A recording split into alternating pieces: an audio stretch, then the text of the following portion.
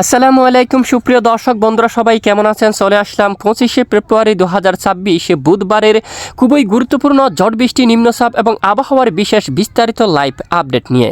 আজ রাতে বাংলার আকাশে ঘনহারে মেঘমালা প্রবেশ করতে যাচ্ছে। রাতের দিকে কয়েকটি জেলার উপর তীব্র বজ্র বিদ্যুৎ সহ বৃষ্টিপাত নিয়ে সতর্কবার্তা জারি করলো আবহাওয়া অধিদপ্তর। প্রিয় দর্শক, কোন কোন জেলাগুলোর উপর হতে পারে ঝড় বৃষ্টি? পরবর্তী এক সপ্তাহ 7 দিন পর্যন্ত বাংলাদেশের কোন কোন জেলার আবহাওয়া কেমন থাকবে? উত্তরাঞ্চল, দক্ষিণাঞ্চল, ভারতের পশ্চিমবঙ্গ সহ উত্তরবঙ্গ, আসাম, ত্রিপুরা, মেঘালয় সহ এছাড়া বঙ্গোপসাগরের আবহাওয়া কেমন থাকবে তার সম্পূর্ণ এই ভিডিওটির মাধ্যমে জানানো হবে। তো ভিডিওটি না টেনে শেষ পর্যন্ত দেখবেন। ভালো লাগলে লাইক করে চ্যানেলটি সাবস্ক্রাইব করে পাশের বেল বাটনে ক্লিক করে রাখবেন।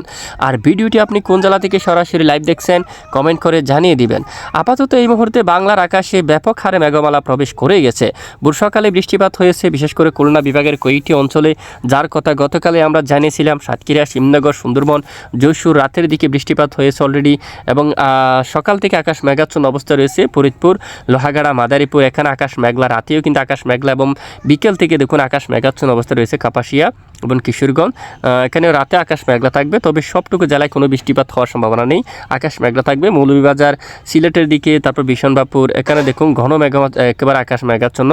চাতকবাজার, জাইন্টাপুর, চিরাপুঞ্জি এই অঞ্চলে একেবারে আকাশ ব্যাপক হারে মেঘাচ্ছন্ন অবস্থা রয়েছে। দেখুন এরপরে দেখুন ত্রিপুরা রাজ্যের দিকে আকাশ মেঘলা থাকবে, ব্যাপক হারে মেঘমালা তৈরি হচ্ছে। তারপর কুতুবদিয়া সহ কক্সবাজার, টেকনাফ, চকুরিয়া, সন্দ্বীপ, হাতিয়া, বরিশাল, ঝালকাঠি, পটুয়াখালী আকাশ মেঘলা।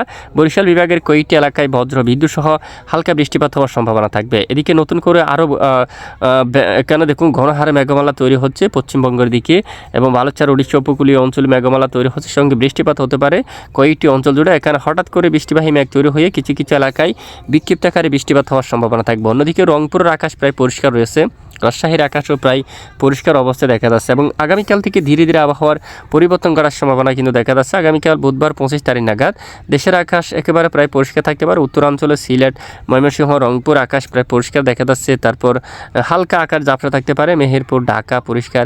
খুলনা, বরিশাল, চট্টগ্রাম আকাশ আংশিক ঝাপসা থাকতে পারে। তারপর ভারতের পশ্চিমবঙ্গের উপরও আকাশ আংশিক ঝাপসা থাকতে পারে, তবে কোনো বৃষ্টিপাত নেই। পরবর্তী 48 ঘন্টায় কোনো বৃষ্টিপাতের সতর্কবার্তা কিন্তু নেই। পরবর্তী এক সপ্তাহ পর্যন্ত দেশের উপর নতুন কোনো বৃষ্টিপাত বলে আসার মতো কোনো সতর্কবার্তা কিন্তু পাওয়া যাচ্ছে না। যদি অবশ্যই সতর্কবার্তা আসে অবশ্যই আপনাদেরকে জানানো হবে। আর ইতিমধ্যে বঙ্গোপসাগরে একটি লঘুচাপ তৈরি হয়েছে। এই লঘুচাপটি তাণ্ডব চালাচ্ছে বঙ্গোপসাগরের বুকে। বর্তমান যদি আমরা একটু দেখি প্রায় আন্দামান সাগরের কাছাকাছি চলে এসেছে এবং ব্যাপক হারে বৃষ্টিপাত হচ্ছে। হালকা থেকে মাঝারি ধরনের এবং বেশ কিছু এরিয়া জুড়ে কিন্তু আকাশ মেঘাচ্ছন্ন অবস্থা রয়েছে এবং সাগরে কিন্তু উত্তাল থাকছে। তবে এই লঘুচাপের প্রভাব কিন্তু দেশের উপর পড়বে না।